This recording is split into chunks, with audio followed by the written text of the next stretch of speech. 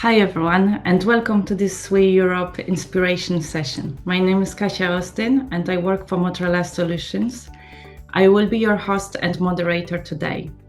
Today's subject of the session is cybersecurity for STEM professional. Why is it important and could it be a career opportunity? Cybersecurity consistently ranks amongst today's most critical business risks, but also it impacts individuals and other non-business organizations, including charities. How do we mitigate the risks? Awareness and safeguarding measures are the key, but we need skilled force to help to protect us.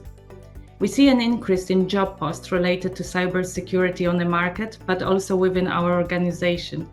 Is that something for me? Is that something for you? There are a lot of questions coming up. Is the career in cyber future-proof? How do I transition into a job in cyber? What does it take to become an expert?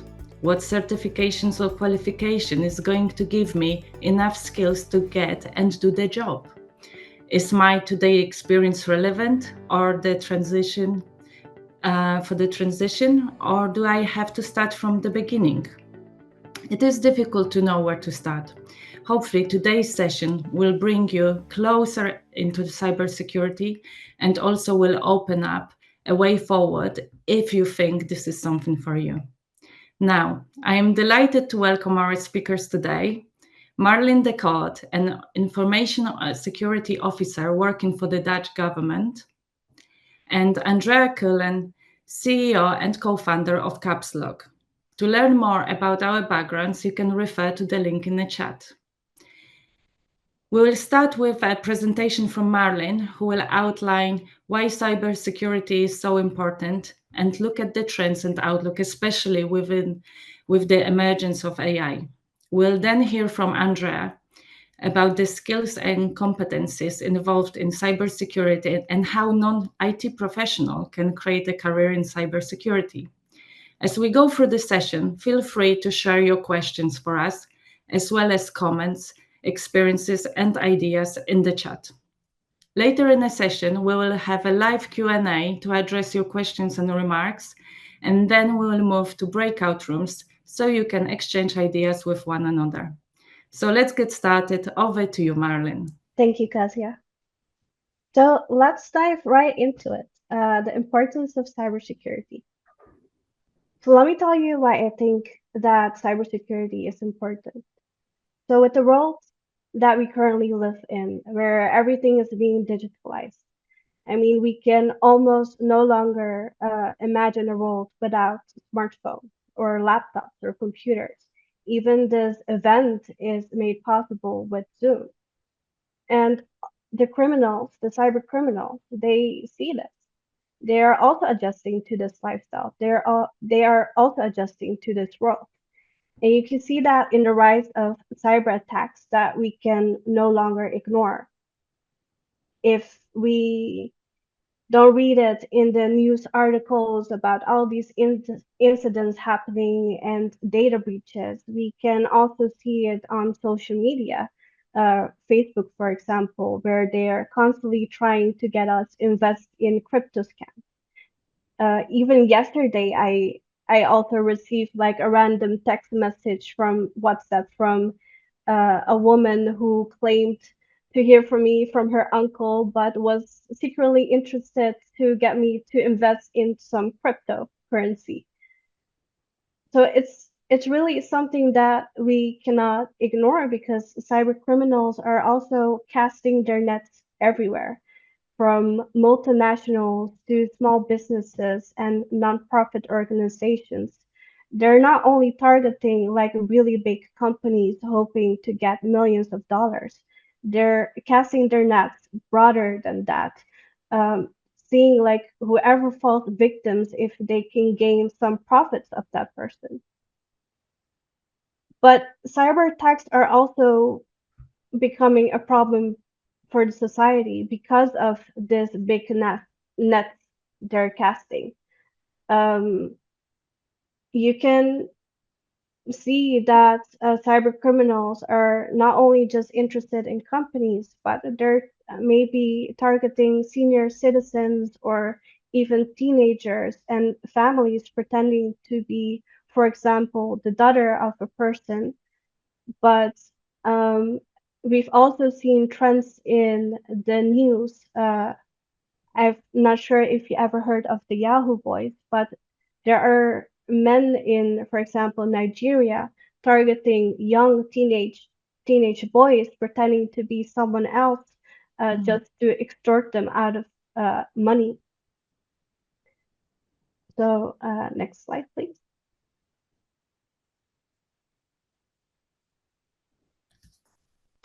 And here you can see just a few snippets of what we see in the news. You can see that with Gen AI becoming more popular, all these tools, which was actually brought for professionals to use to be more creative, to generate new images, to create these amazing videos, and all these amazing things that you can do with generative AI. Um, these criminals also use these Gen AI tools. Um, Mainly to create like deepfake videos where they clone a certain person and create a digital clone out of them. So they would clone the person's face, they would clone the person's voice. And as an example, you can see the first news snippet where they say the finance worker pays out 25 million. It was only, if I'm not mistaken, a few months ago where it was a big news item where a person who received an email stating that he needs to do a, a payment immediately, and it was supposed to be from the CFO. Mm. Now, this person thought that, okay, this seems kind of fishy, uh, but he saw that it was the Zoom link. And once he clicked on that Zoom link, he saw the CFO, he saw other colleagues. They sounded and looked exactly like their colleagues. So all his worries just went away, and he sent 25 million to the criminals just to then the very next day when he asked a colleague about it to find out that it was actually a scam. So this And is very sophisticated now. definitely, definitely, and it's only getting better um, because what we know, for example, in all these movies with CGI, where we see these crazy things happening thanks to technology, we're now seeing like generative AI tools um, where you can create a digital clone of someone. And it was actually just made to make the lives of people in marketing easier or artists. But now criminals use it to pretend to be someone. They're, they don't only have to rely on fake emails. They can use, for example, ChatGPT to copy the exact writing style of someone, and they can use just one picture they find of someone online to just create an entire digital clone of that person. And if, for example, a CFO ever performed an interview and the criminals can find video footage of it, they can create a voice clone of that person as well, and even use that in phone calls and pretending to be that person, sounding like that person. So indeed, it's becoming more advanced,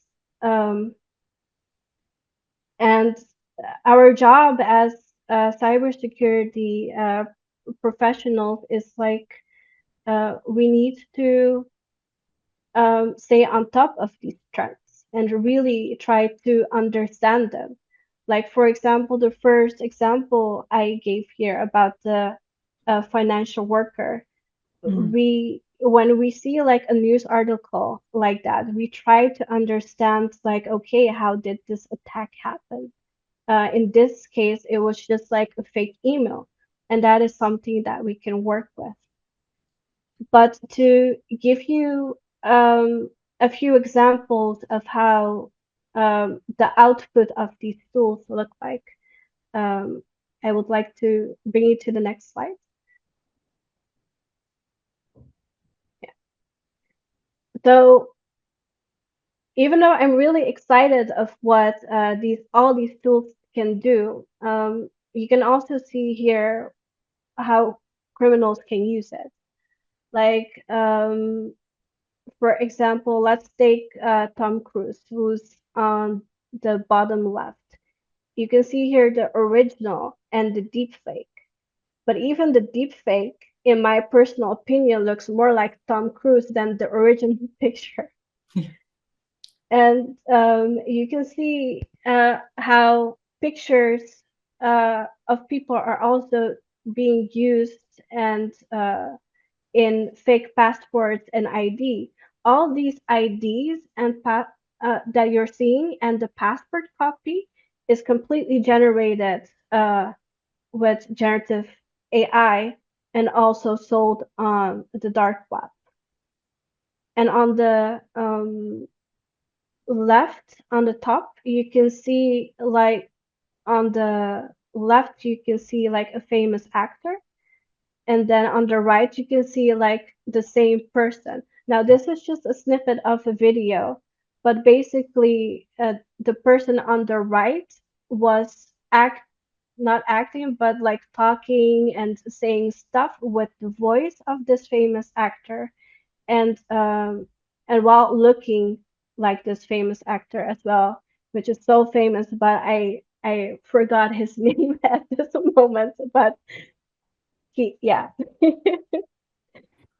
But Morgan with these Freeman. tools, they're also not only using to thank you for the person who just said Morgan Freeman.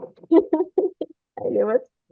With these tools, not only are they copying like actual people, but they're also creating such lifelike people. Like you can see on the bottom right, this lady that you see is actually fake. She doesn't exist. She is completely generated. And criminals are using these ladies for romance scams, to pretend like they're a recruiter, just so they can get like information from you, or money from you. They also use like attractive people to get you to invest in crypto investments. Like I guess they tried to do with me yesterday on WhatsApp. Um, so even though all these tools that we see, whether it's like ChatGPT, Pika Labs, Midjourney, or 11 Labs, which is amazing for voice cloning, these criminals think that they're pretty amazing as well, and you can see them using it. And the reason why I'm highlighting this is not because I'm promoting that, hey, it's fun to be a criminal because you get to use this. No, it's because it makes our job way more important. We're no longer just trying to keep companies safe and their information, but we're going even beyond that. When we're trying to make employees more aware, we're also trying to make his family aware. Because when a criminal targets an employer, they tend to see as well, on social media, who's the family of the target. Do they have kids? And can I pretend to be the kid? Or maybe can I try to talk with the kid to get more information that I can use to, really target this person? So the cybersecurity profession is important because we're actually trying to help create a safer world, a safer digital world. And that concludes my mini presentation. Thank you, Marylin. So, how did you get into the sector? What was your educational background and career path to get you where you are now? Yes, thank you. So I actually do not have uh, a straight background. So I actually started off studying social work and psychology. Um, but once I was um, doing the study of psychology, a teacher once asked me if I'm interested in doing something with ICT instead, with IT. And then I gave it a try, and then I fell in love. I study information security management, which also gives you a part of psychology when it comes to social engineering and how criminals use some tactics to attack and trying to think like a criminal as well, but legally for good purposes, of course. And that's how I got into it. And before I knew it, it became my passion because even though I think it's very exciting for me to see how these tools can be used by criminals, at the same time, I can use that information to help the people around me and my family to be and stay safe. Yes, and we can see, like that you are very passionate about it, and that it can be very passionate, like type of job. So, Yeah. what does a day in the life of a cybersecurity professional look like? And so it's different every day. Um, so in my job, I try to stay on top of these threats. And it's fortunate that now that Gen AI is becoming more popular, that I see all these tools coming out. Um, it's also like a topic I'm interested in, but it's also fun that I get to test out these tools. I actually try to create a deepfake with the consent of my colleagues to then create awareness within the company. And next to that, I also am in communication with the government of Aruba because I'm also from Aruba, where we can see, like, okay, what is the best strategy when it comes to misinformation? Because all these uh, deepfakes can also be used to pretend to be like a politician, saying like the most absurd things. It can be dangerous. Mm. So my days are different. Uh, it can be very exciting, and it's very fulfilling to really see the difference that we can make when it comes to creating awareness and helping people to understand why this topic is important. Thank you, Marlene. It is for your insight. It's very, it gives us a lot of detail onto what it could look like, like, and what it does look like, like for you. Now let's hear from Andrea, who will focus on the skills angle. Andrea. Thank you. So I'm going to talk a little bit about the kind of skills and why skills are important in this sector. First of all, it's kind of a bit of a picture of the sector more generally. In terms of the bigger picture, recruitment into cybersecurity is difficult. There's a well-known skills shortage, and that's generally because we're looking in the same places for the same types of people. And actually, we should consider looking somewhere else at people perhaps who've had different careers. It's also not a very diverse sector. So 15%, around 15% from a female, and similarly ethnic minority backgrounds. So it could really improve it if we could get some kind of diversity as well. In terms of what we do, we look at reskilling people from all backgrounds. We do it entirely online, and we use a lot of innovation in that learning. The real design of it is to remove the barriers to entry into cyber, but it's also about developing in-demand skills and helping people realise the potential they have and the opportunities really that exist within the sector.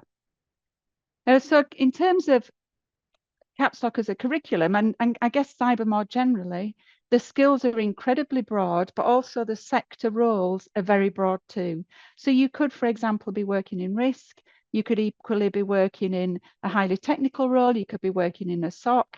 You could be developing process. But really, some of the skills that you have are core to being successful in this environment. Interestingly, when you look at the World Economic Forum, they talk about the skills that are essential for economies at large, and they look at this obviously in a global scale. And in terms of the skills that they say are the most needed in industry, here are the top 10, and these are pretty consistent over a large number of years.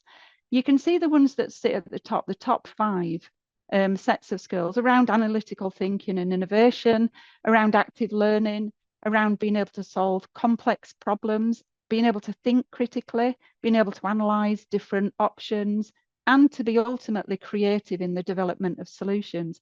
And I would imagine that the majority of roles in the broader sense have these core skills. Now, what we look at in terms of teaching cyber is to make sure we're honing in and developing these skills to their absolute maximum, because it doesn't matter what role you go into, whether it's in risk, whether it's in a SOC, whether it's looking at being a pen tester, these skills are going to remain really, really important. So these cut across roles within the sector for sure. Now, I guess when we're looking at either considering changing our career or moving into a slightly adjacent sector like cyber, we never really consider our whole selves. And we're kind of part of many things, okay? So we've got our home life. This is a little map of me. And what this is really saying is that we are not just our academic career, we are not just our working career, we also have a human side, a social side. We perhaps do things like run charities or manage clubs. We might be looking after children. We might be looking after whoever. And what these do, what all these parts of ourselves really bring together is the whole us. And that brings with it many, many skills that we often overlook when we're looking at going into a new role. We tend to focus on what we've done as a job and not actually consider our whole selves and the wealth of experience and the broad skill set that gives us and how much that can bring to an organization. And I would say one of the key things is kind of see yourselves as the whole person and everything, absolutely everything you could potentially bring. Now, I'm just going to jump through 3 really quick puzzles. Now, if you find yourself thinking, I really want to spend a bit more on that puzzle, I want to learn how to solve it, then perhaps cyber is for you, because cyber is genuinely about solving things. It's about looking at issues in no matter which role you're in and how you can develop innovation in solutions. So here's a first thing, and this depicts analytical thinking. So this is saying, here's the cake, can you do just 3 cuts and get 8 equal pieces? So if you can think a little bit differently, analytically, perhaps you can solve something like this relatively quickly. Here's more complex problem solving. I don't know if anybody's a Sudoku fan, but when you're solving a Sudoku puzzle, it's a much more complex thing to have to solve. You're holding many numbers in your head, you're looking at patterns, you're trying to work out how the solution is and how it fits. And one thing kind of rolls onto another thing. So that's more complex in terms of problem solving. Here's an example of critical thinking. And this requires you to be an analytical thinker, to draw inference from a situation and to make decisions. And that sounds grand, really, but really it's just a series of riddles. So, for example, the first one, I'm not going to give you time for all of them. And if you find yourself feeling frustrated about not being able to solve the puzzle, I would say absolutely cyber is a place for you. But what common features do these words have? We've got elephant, orange, identify, and amphibian. I don't know whether anybody's jumped to the right answer. If not, here it is. I won't leave you in suspense. They all begin with a vowel. So that's an idea of how critical thinking works. So not all roles are technical. a lot of the time, apologies, they require a number of other skills as well. It doesn't matter whether it's technical or not. It requires these common skills to be in place. You need to be able to manage risk. You need to be able to understand risks, whether that is in a business context or whether that is in your home environment. You need to be able to communicate and collaborate. You very rarely work in isolation, so you need the skills to do that effectively. You need to be adaptable. The horizon is often changing and there's new threats and new things occurring all the time. You need to be able to be adaptable to the environment. You need to be a critical thinker and a problem solver, but also ultimately to be able to be creative. And perhaps we can think in lots of elements of our life, we are doing these things day in, day out. So we're not far away from needing the skills we need. Quite often the technical skills are more easily taught than some of these skills. So transferable skills and puzzles then. Often people have more skills than they think. I mean, that would be the first thing I'd put to you. Imposter syndrome is a real barrier to success.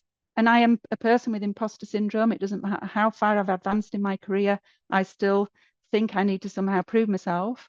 But life provides lots of opportunity for people to start and develop the skills they need in cyber. And it's that diversity of thought that's important for the sector. I just wanted to draw your attention to a number of people on this slide. And these are people who've come through a program with us and reskilled from totally different backgrounds and moved into a cyber role. And I think for me, the important bit about this slide is really looking at somebody who's a midwife. They will solve a problem quite differently than somebody perhaps who is a project manager or an operations manager. They bring lots of innovation, they bring lots of creativity and different ways to look at the same thing.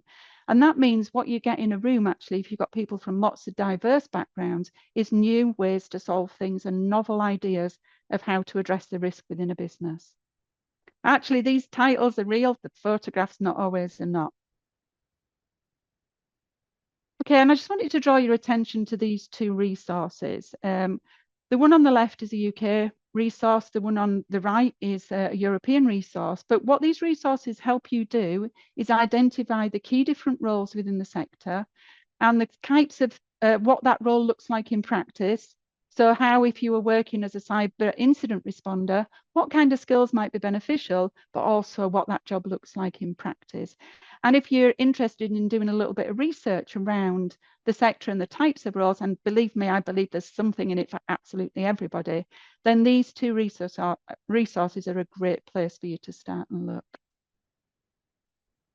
And that is, and if anybody actually wants to get in touch and ask me directly a question, here's an email. Really always happy to help and support anybody who's interested in this as a sector. It's been, as we said before, a lifelong passion of mine. So really happy to share some of that experience if it is any use to anybody. Thank you very much, Andrea. So looking at the examples you've shown, and also, opportunities and skills, do the opportunities change according to the person's current level of working experience when they go into cyber? Yeah, it can be quite different. So I think when we first started working in this sector, we believed that everybody who was transitioning into a cyber role would pretty much have to start at an entry-level role, and that's absolutely not been the case. So depending on where you've been in the past, you bring that wealth of experience, that a different way to do things, and you can be going at mid and senior level. So it depends what you've done. So if you were, for example, a project manager, moving into be a cyber project manager, you might be starting quite high up in that particular role. So it definitely depends. But I would say whichever one you move into, there's opportunity for progression. And that usually happens quite quickly. It's a really brilliant sector for that. This is brilliant. So for someone with a STEM background, how do their competencies usually compare to those needed in cybersecurity? Are they a bit like, or do they need a bit of a twist? Or it definitely depends which role, but I would say we've seen many people come from a STEM background and they are fantastic in this sector. Actually, if you think back to the puzzles, generally great critical thinkers, great analyzers, great problem solvers.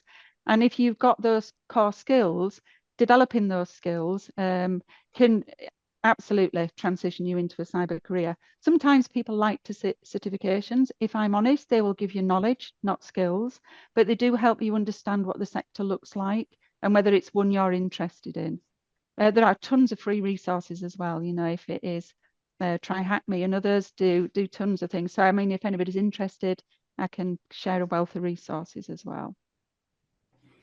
Great. Many thanks, Andrea. And thanks again, Marylin, for sharing these great insights. I would now like to address the questions we have received from the audience. Please type them into the chat. And to thank you to all of you watching. Feel free to post anything, and we'll try to cover as many questions as possible. So let me have a look if we've got anything yet. Whilst we're waiting for some questions, Marylin, I've got one for you. What role can non-IT, non-cyber professionals play in mitigating the risks? Our role is very, very important when it comes to that. Not only do we have to advise different stakeholders within the organization on a certain risk, we also have to kind of translate it to when we're talking about a specific risk to make sure that they understand what it actually entails. Because what we're also seeing, if we go all technical on them, then they're more likely to say like, well, I don't understand this, so I think this is a low risk. We're not gonna do anything about it.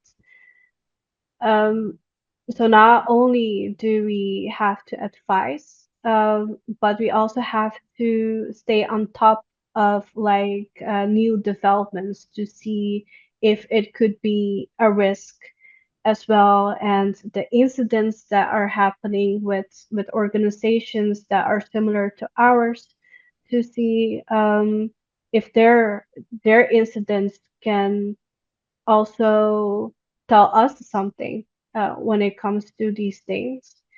So I would say that we play quite an important role when it comes to specifically to information and cybersecurity risks. Thank you.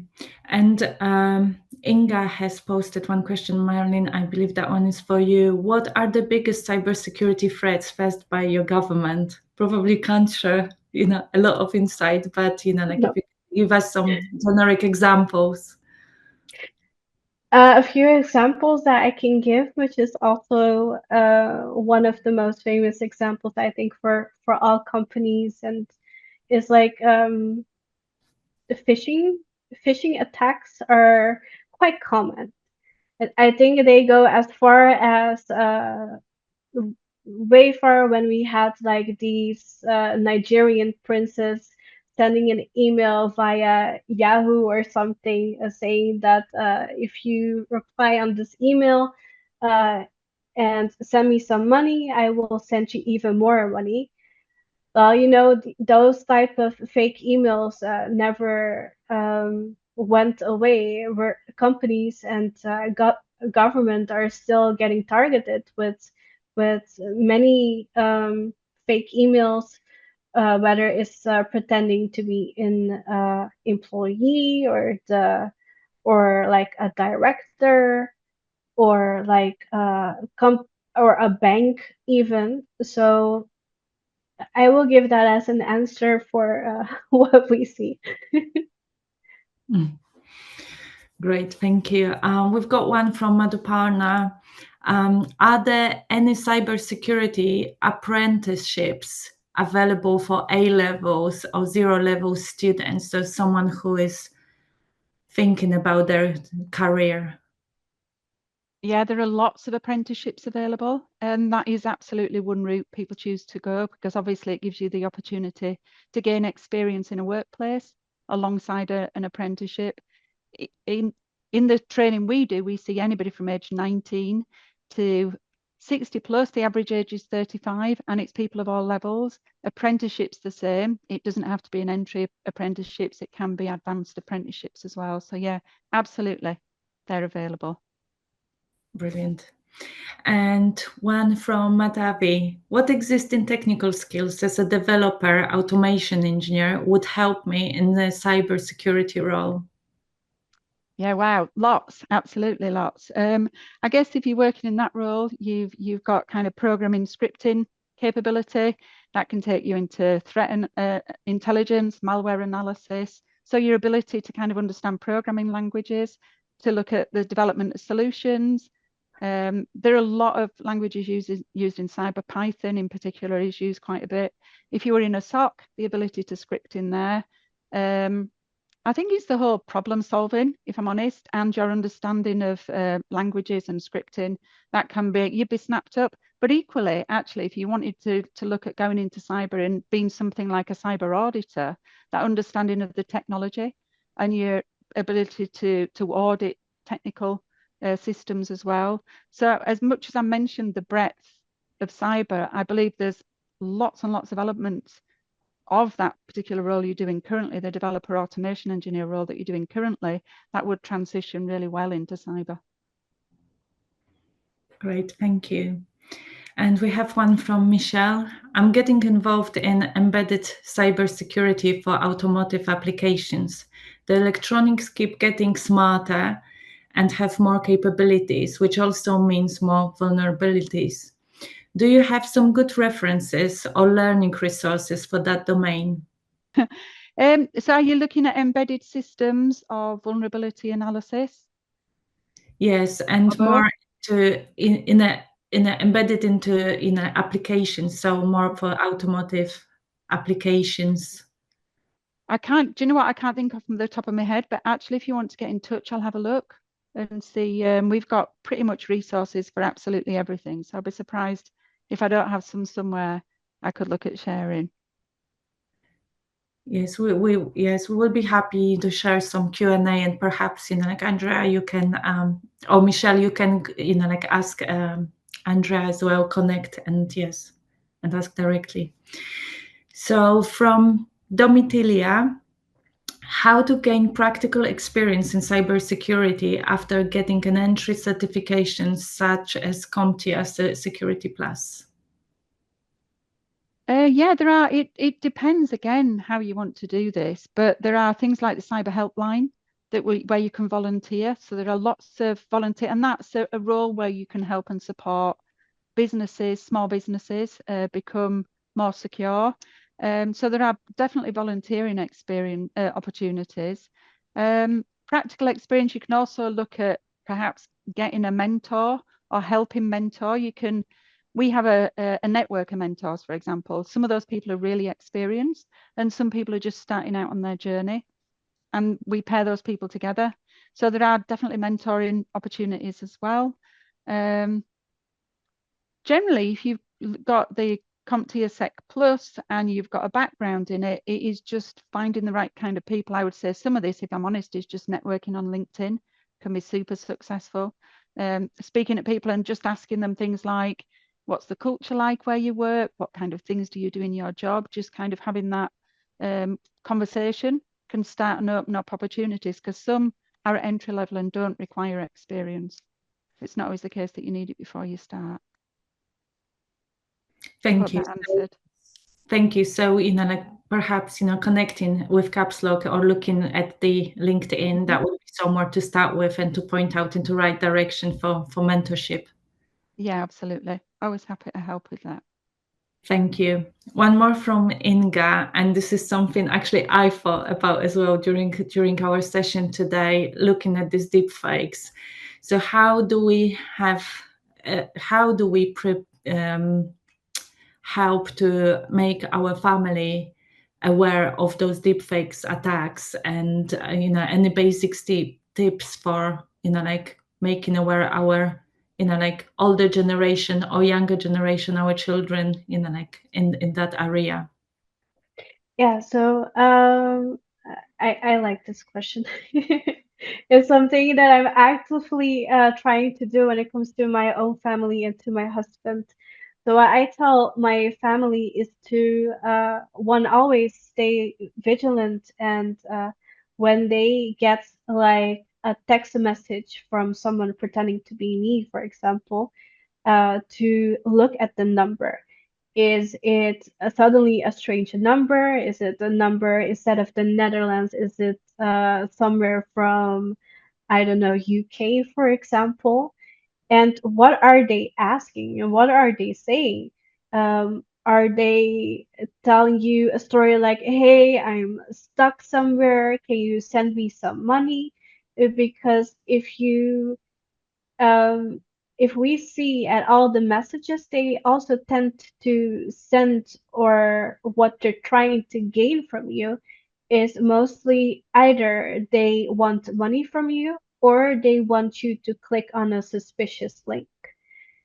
Um, and with a deep fake, I can imagine it being like very difficult for families to see, like, okay, but is this for, in this case, the real Marilyn I'm talking to or not? So what I tell my family as well, and it's a tip that I also hear, it would be like handy to have like a secret a secret phrase with your family.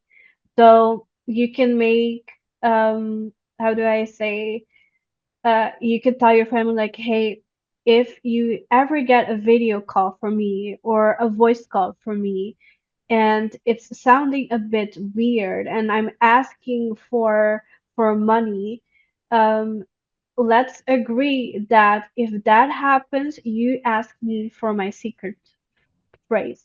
And it can be anything. It can be like monkeys like bananas. It can be something absurd like that. Anything that is not too obvious, just to verify it's that person. Because sadly, it is becoming more lifelike. It is becoming more it is looking more real, sounding more real.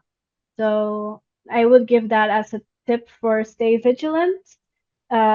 Check the number, uh, ask, see what they're asking, and think of a phrase with your family so that you can use. Great. Thank you. That is really helpful. Very helpful.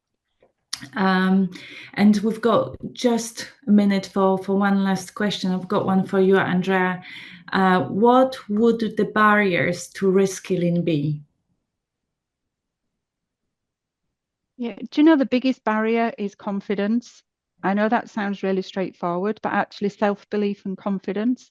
And actually, if you can find a support network that will help build your confidence, or even recognize that confidence, perhaps imposter syndrome, is a thing for you, that is by far and large the biggest the biggest barrier. Because once you've overcome that, you start to set that self-belief in, actually, I can absolutely do this.